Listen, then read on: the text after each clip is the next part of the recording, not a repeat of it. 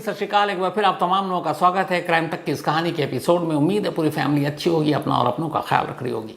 चमकते पर्दे के पीछे का काला और घिनौना सच कई बार हम सबके सामने आया। कुछ साल पहले एक मीटू नाम की मुहिम शुरू हुई थी और उसने भी बहुत सारे पोल खोले।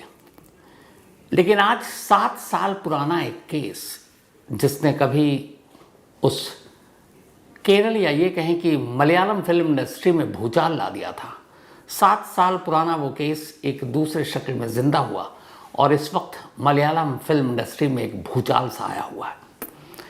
हर रोज़ नए नए खुलासे हो रहे हैं, हर रोज़ इस्तीफे हो रहे हैं, बड़े बड़े स्टार को डायरेक्टर बाकी लोगों के नाम आ रहे हैं। और वजह क्या है कि मलयालम फिल्म इंडस्ट्री के चमकते पर्दे के पीछे का काला सच,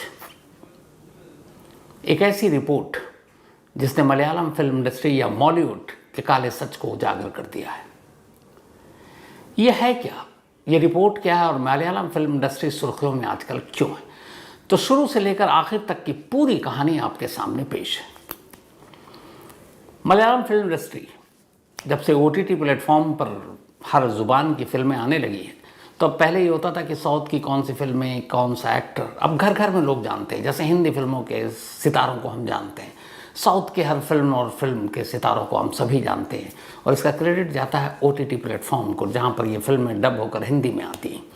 मलयालम फिल्म इंडस्ट्री या बॉलीवुड अगर कहें, सिर्फ 2-4 आपको नाम आपके सामने रखूँगा, चेहरे आपके जहन के आगे तैरने लगेंगे। मोहनलाल शानदार कलाकार, ममूटी बेमिसाल कलाकार, इसके अलावा अगर आप बात करें दुल्कान हैदर एक बेहतरीन एक्टर, इसके अलावा फहाद फासिल, पुष्पा फिल्म आपने देखी होगी जिसमें आखिर में इंस्पेक्टर का रोल किया, तो दुलकर सलमान, फहाद हासिल, ममूटी, मोहनलाल जैसे मंझे हुए कलाकार इसी बॉलीवुड यानी कि मलयालम फिल्म इंडस्ट्री से आते हैं। मलयालम फिल्म इंडस्ट्री OTT के आने के बाद तेज़ी से बढ़ती हुई एक इंडस्ट्री है। अभी इसी साल का जो डेटा है उनका, सिर्फ 8 महीने, अभी 8 ही महीने हुआ, अगस्त का महीना चल रहा है, मलयालम फिल्म इंडस्ट्री ने करीब 1000 करोड़ रुपए का बिजनेस किया है। तो आप इससे अंदाज़ा लगा सकते हैं कि कभी 200-400 करोड़ की ये फिल्म इंडस्ट्री आज 1000 करोड़ से ज़्यादा की हो चुकी है। इसी बॉलीवुड में आज से 7 साल पहले एक हादसा होता है। बात 17 फरवरी 2017 की है। एक जानी मानी एक्ट्रेस, लीड हीरोइन इस मलयालम फिल्म इंडस्ट्री की, कोची की तरफ जा रही थी कार में। अचानक एक सुनसान जगह पर उनके कार का रास्ता रोका जाता है। 5 लोग गाड़ी से उतरते हैं और इस मलयालम फिल्म इंडस्ट्री की जानी मानी एक्ट्रेस को किडनैप कर लेते हैं। इसके बाद ये कार कोची की सड़कों पर 2 घंटे तक घूमती रहती है और वो लोग उस एक्ट्रेस के साथ उसी कार में उसको एक तरह से किडनैप करने के बाद उसको मारते पीटते हैं, उसका यौन शोषण करते हैं और ये सब कुछ बाकायदा कैमरे पे रिकॉर्ड करते रहते हैं। 2 घंटे के बाद इस कार को मलयालम फिल्म इंडस्ट्री के ही एक जाने माने प्रोड्यूसर के घर के बाहर रोका जाता है और उस हीरोइन को उस कार से निकालकर फेंक दिया जाता है। वो हीरोइन अब उस प्रोड्यूसर साहब के बंगले में दाखिल होती है और वहाँ जाकर अपनी पूरी आप बीती बताती है, बुरी तरह से डरी सहमी हुई। इसके बाद उन प्रोड्यूसर साहब के कहने पर वो हीरोइन हिम्मत करती है और जाकर पुलिस स्टेशन में रिपोर्ट लिखाती है खुद की किडनैपिंग, यौन शोषण, मारपीट और उस वीडियोग्राफी की भी, जो फिल्म को शूट किया गया था उसके साथ जो कुछ हुआ। अब जैसे ही पुलिस में ये रिपोर्ट दर्ज होती है, अगले दिन मीडिया में खबर आती है, मलयालम फिल्म इंडस्ट्री में भूचाल आ जाता है और हर केरल के न्यूज़पेपर में ये खबर सुर्खियों में, क्योंकि वो एक लीड एक्ट्रेस हुआ करती थी, जानी मानी हीरोइन। अब पुलिस तफ्तीश करती है। ये जो लीड हीरोइन थी वो उस कार में शामिल 5 में से एक शख्स को जानती थी, क्योंकि वो शख्स फिल्म इंडस्ट्री के लोगों को कार रेंट पे दिया करता था। तो उन्होंने उसका नाम लिया, पुलिस ने उसे पकड़ा, उसके बाकी साथियों को पकड़ा, धीरे धीरे जांच आगे बढ़ी। फिर जिस मेन शख्स को जो कार रेंट पे दिया करता था, जब उससे पूछताछ हुई तो उसके पास से पुलिस को एक लेटर मिला और वो लेटर उसी अक्यूज्ड के हाथ का लिखा हुआ था। लेकिन लेटर भेज रहा था वो उस वक्त के बॉलीवुड के सुपरस्टार दिलीप, जाने माना एक्टर, उनके नाम पर। अब जैसे ही उस लेटर को पढ़ा पुलिस ने, पुलिस वाले भी हैरान। पता चला कि इस पूरे केस का मास्टरमाइंड कोई और नहीं बल्कि मलयालम फिल्म इंडस्ट्री का वो सुपरस्टार दिलीप है। इसके बाद एफआईआर में 8वें नंबर पर दिलीप का नाम शामिल किया गया। दिलीप मतलब बॉलीवुड का एक बड़ा सितारा, और न सिर्फ बड़ा सितारा बल्कि प्रोडक्शन हाउस, उसके एग्जीबिटर, वो बाकी फिल्म इंडस्ट्री से जुड़ी हुई हर चीज़ में उसका दखल था। यहाँ तक कि उसके अपने थिएटर, सिनेमा हॉल थे जहाँ फिल्में रिलीज़ होती थी। और कहते हैं कि जिस तेज़ी से वो आगे बढ़ा था वो ममूटी और मोहनलाल को भी पीछे छोड़ने वाला था। अब इस कद का एक सुपरस्टार दिलीप एक हीरोइन के किडनैपिंग, उसका यौन शोषण और उसके बाद उसको फिल्माने का आरोपी बनाया जाता है, और फिर आखिरकार केरल पुलिस उसे गिरफ्तार करती है। दिलीप की गिरफ्तारी एक बड़ी खबर थी। गिरफ्तारी के बाद उसे जेल भेजा जाता है। पूरे 85 दिनों तक वो जेल में रहता है और 85 दिन के बाद जमानत पर बाहर आता है।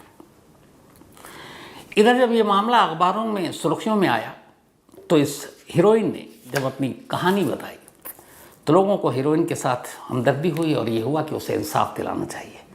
पर इंसाफ दिलाए कौन?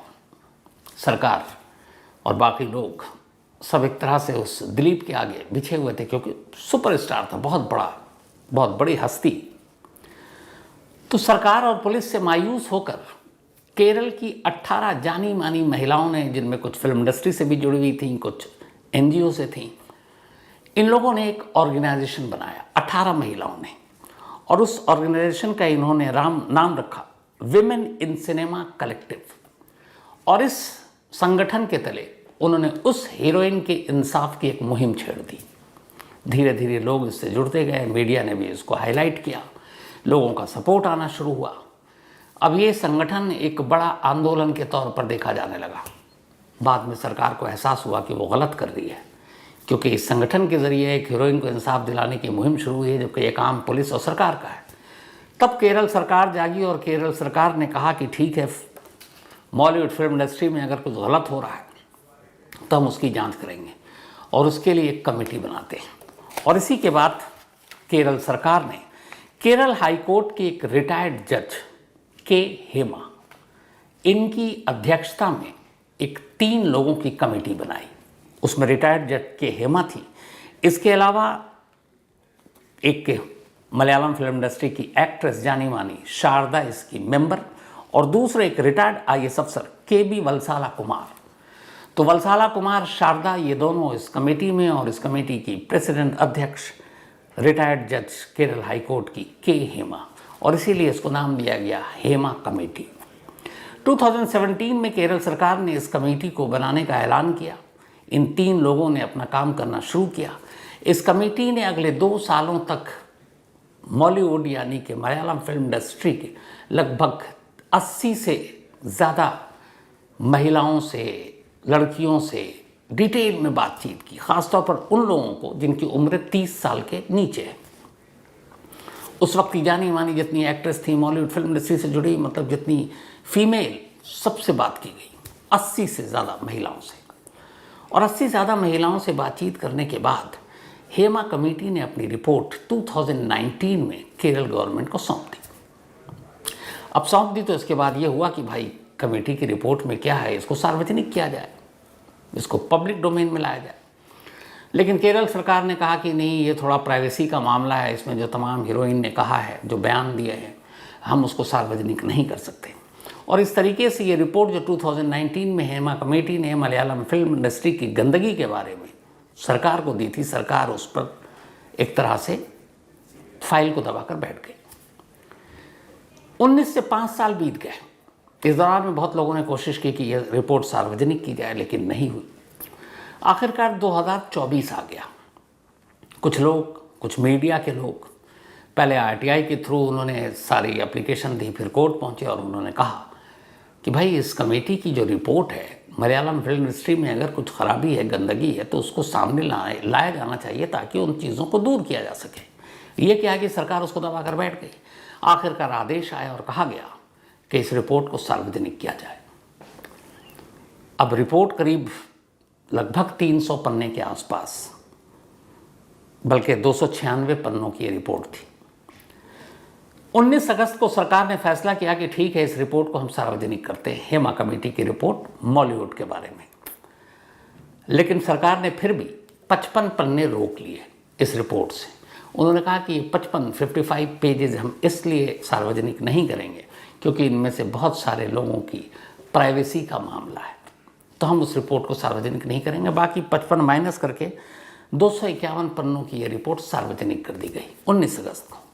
और 20 अगस्त से मलयालम फिल्म इंडस्ट्री में भूचाल आ गया, क्योंकि इस रिपोर्ट में जो कहानी सामने आई उसने मलयालम फिल्म इंडस्ट्री की पूरी पोल खोल कर रख दी।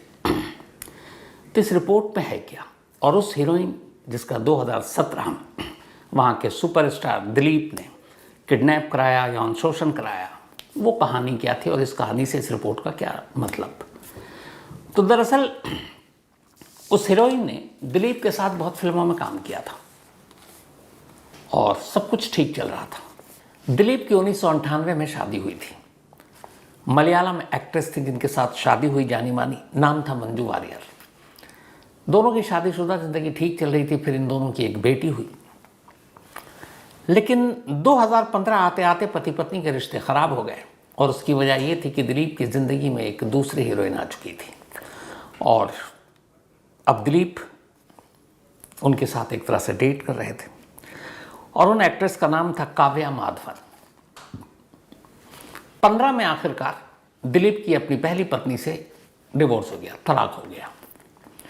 और कहते हैं 2017 में जिस हीरोइन का किडनैप कराया गया था, उस हीरोइन ने दिलीप की उस पहली पत्नी को यानी मंजू वारियर को ये बता दिया था कि तुम्हारे पति का उस दूसरी एक्ट्रेस के साथ अफेयर चल रहा है। और ये बात दिलीप को नागवार गुजरी कि वो उसके फैमिली अफेयर में क्यों दखल दे रही है, वो उसकी चुगली क्यों कर रही है। और फिर वो सच सामने आया। 15 में तलाक हुआ और उसके बाद 2018 में दिलीप ने दूसरी शादी कर ली उसी काव्या माधवन से, जिसके बारे में उस हीरोइन ने कहा था। अब यहीं से ये दुश्मनी शुरू हो गई और इस शादी से पहले 2017 में दिलीप ने बदला लिया। उस हीरोइन का किडनैप कराकर, उसका यौन शोषण करवाकर, उसकी वीडियो बनाकर ताकि उसे ब्लैकमेल कर सकें और वो चुप रहे। और फिर ये हालात पैदा किए कि उसे फिल्म इंडस्ट्री में कभी काम नहीं मिले और वाकई कभी काम मिला नहीं। तो ये सारी कहानी थी जिसके बाद ये कमेटी बनी। अब कमेटी बन गई, रिपोर्ट 19 अगस्त को आ गई, मतलब सार्वजनिक कर दी गई।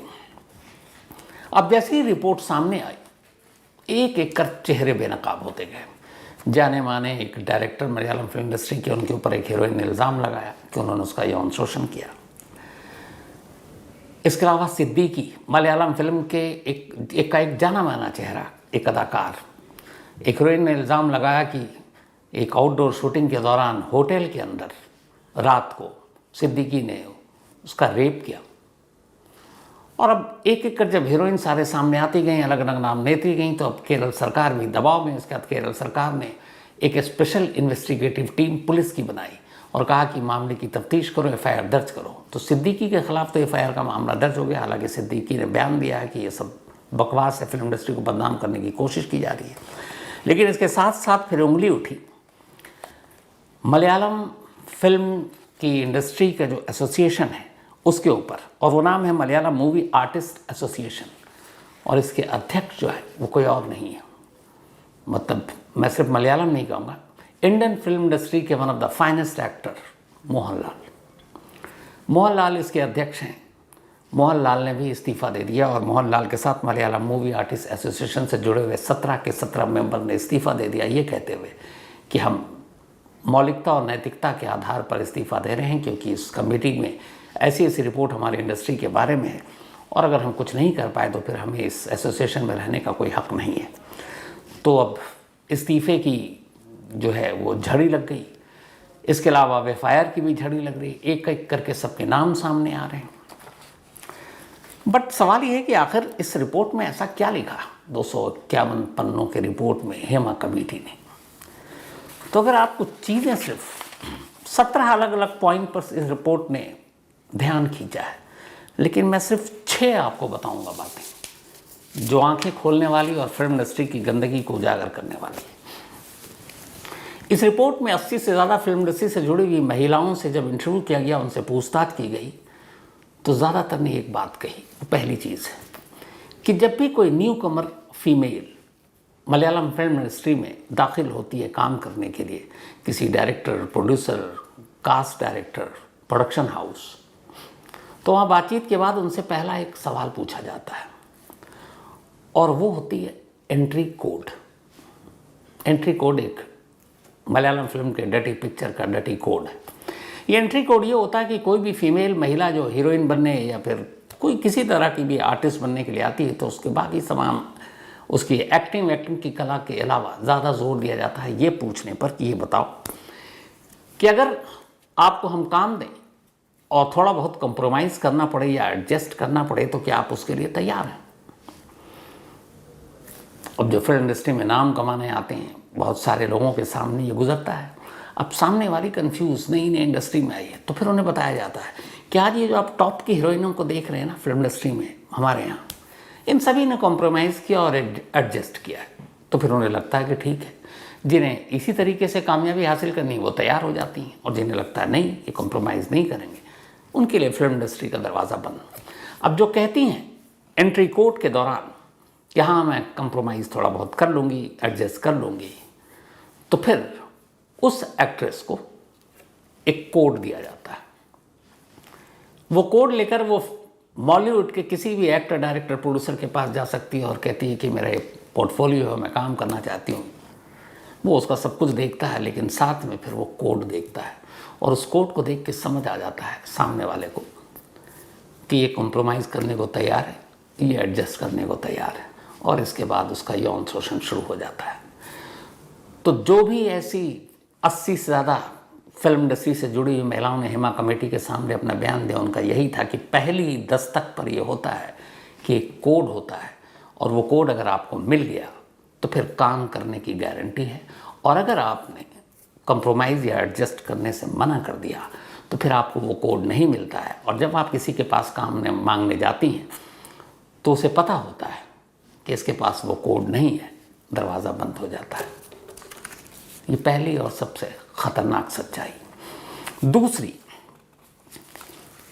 जितनी भी एक्ट्रेस हेमा कमेटी के सामने पेश हुई या बाकी आर्टिस्ट, जूनियर आर्टिस्ट, उन्होंने कहा कि उन्हें इस फिल्म इंडस्ट्री में काम करते हुए सबसे ज़्यादा तब डर लगा जब वो आउटडोर शूटिंग पे जाती हैं। आउटडोर शूटिंग के दौरान आमतौर पर स्टार या फिर क्रू होटल में ठहरते हैं।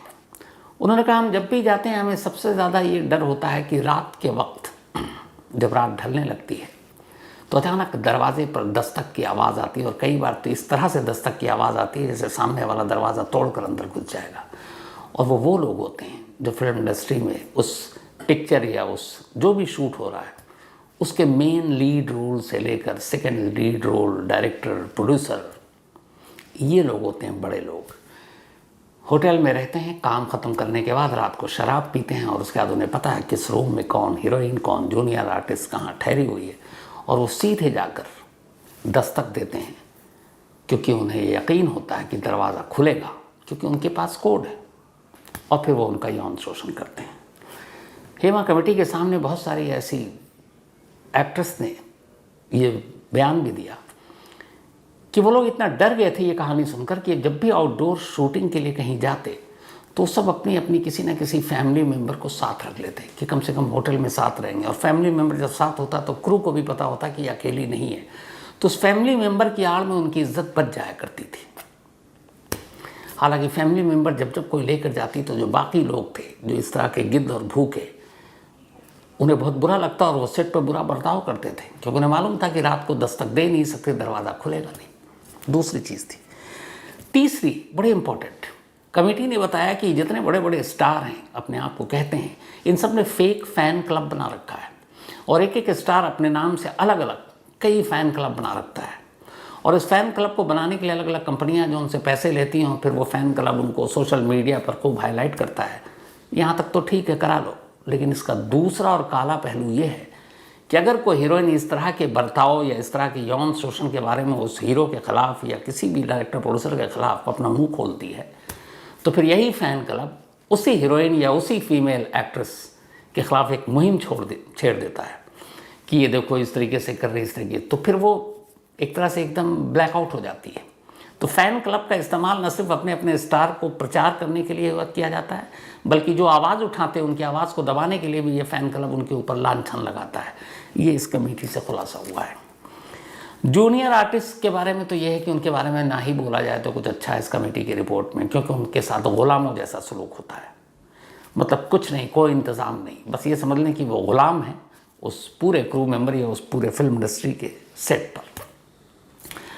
टॉप एक्ट्रेस, लीड एक्ट्रेस को छोड़ दें जो काम करती हैं, इसके अलावा सबसे बुरी चीज़ जो बताई गई है कि जितने भी फिल्म की शूटिंग के दौरान जो फीमेल स्टाफ होती हैं या एक्टर, जूनियर आर्टिस्ट जो भी, उनके लिए वॉशरूम तक अलग नहीं होता है और उन्हें कहा जाता है आप खुले में जाओ, खुले में आप करो। कोई कैसे खुले में कर सकता है जिसके आपके इर्द गिर्द तमाम मर्द मंडरा रहे, तमाम क्रू मेंबर मंडरा रहे, और उनसे कहा जाता है। खौफ का आलम ये होता है कि ऐसी स्टाफ जिन्हें पता है कि उनके लिए वॉशरूम नहीं है और जो एक्टर और लीड एक्ट्रेस के लिए है या वैनिटी वैन उसमें वो दाखिल नहीं हो सकती, उनके लिए मना है, तो वो क्या करती हैं?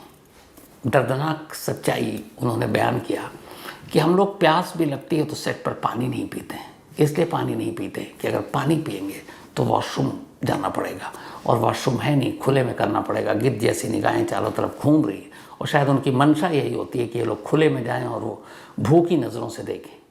कभी उनके लिए वॉशरूम अलग से और इन सब चीज़ों का इंतज़ाम नहीं किया गया। और सबसे बड़ी बात ये कि बिना कंप्रोमाइज़ के मॉलीवुड में आपके लिए कोई जगह नहीं है। इस कमेटी की रिपोर्ट है। अब आप बताइए, ये जो हम चमकते पर्दे पर तमाम हीरो हीरोइन बाकी सबको देखते हैं, खुश होते हैं, क्या शूटिंग, क्या कहानी, क्या फिल्में, और उसके पीछे का ये काला और खौफनाक सच, तो फिर ये चमकता पर्दा है कहाँ? ये तो बहुत ही बदनुमा और अजीब सा एक पर्दा है जो अपने पीछे इतनी सारी बुरी चीज़ों को छुपाए हुआ है। दिखाता चमक धमक है और पीछे सिर्फ काली और अंधेरा। तो बॉलीवुड को इस वक्त भूचाल में लाया है इसी हेमा कमेटी की रिपोर्ट ने। अब ये आगे आगे देखिए, क्योंकि एफआईआर की झड़ी लग गई है। पता नहीं कितने चेहरे अभी सामने आएंगे, कितनी कहानियां सामने आएंगी। अब इस कमेटी की रिपोर्ट सार्वजनिक होने के बाद बॉलीवुड की वो तमाम हीरोइन जो अब तक डर से या बाइकआउट के डर से या फिल्म इंडस्ट्री से पत्ता कट जाने के डर से खामोश थी, धीरे धीरे अब वो सब अपनी कहानी लेकर सामने आ रही हैं। आने वाले वक्त में ये भूचाल और आगे तक जाएगा। तो आज की कहानी में इतना ही, लेकिन कहानी ख़त्म करूं उससे पहले वही अपना सिलसिला। आज हमारे एक सचिन गौड़, बड़े भले अच्छे इंसान, कहते हैं जब इनसे पूछो पार्टी कब, तो कहते हैं वीकेंड पे, और वो वीकेंड कभी आता नहीं है। और हमारे एचआर में तो ये सारी ना कब अप्रेजल आएगा, कब क्या होगा, सब इन्हीं से पूछते हैं। तो आज हुआ ये कि मैं दफ्तर में आया, अभी अप्रेजल का कुछ चल रहा है, तो सबने कहा कि आज सचिन भाई का बर्थडे है, तो एक काम करते हैं, बर्थडे करते हैं और साथ में पूछ लेते हैं कि क्या रिपोर्ट है। तो ये इतने पॉपुलर हैं पर दिल के अच्छे हैं, जो भी एचआर से रिलेटेड काम होता है वो एकदम फटाफट कर देते हैं। तो हमारे पूरे दफ्तर में, मतलब आज तक इंडिया टुडे के दफ्तर में बहुत पॉपुलर हैं ये। तो हैप्पी बर्थडे सचिन भाई, और उम्मीद है वो वीकेंड कभी ना कभी तो आएगा जब आप पार्टी देंगे। साथ ही दिलेश कुमार, इनका भी आज जन्मदिन है, तो हैप्पी बर्थडे दिलेश। इसके अलावा हाना महेश्वरी, इनका भी आज बर्थडे है, तो हैप्पी बर्थडे हाना, और भेजा जगदीश महेश्वरी ने। गोपाल साहू, इनका भी जन्मदिन है, तो हैप्पी बर्थडे गोपाल। इसके अलावा नीलांजना, इनका भी आज जन्मदिन है, तो हैप्पी बर्थडे नीलांजना। और ये शिल्पी भारद्वाज गोयल जी की बिटिया हैं। साथ ही राखी सूर्य राव, इनका भी आज बर्थडे है, तो हैप्पी बर्थडे राखी। और भेजा है फरीद शेख एंड फैमिली ने। तो आज कहानी में इतना ही। अब आपसे मुलाकात होगी कल रात 9 बजे किसी नई कहानी के साथ। तब तक अपना और अपनों का ख्याल रखिएगा। Thank you very much.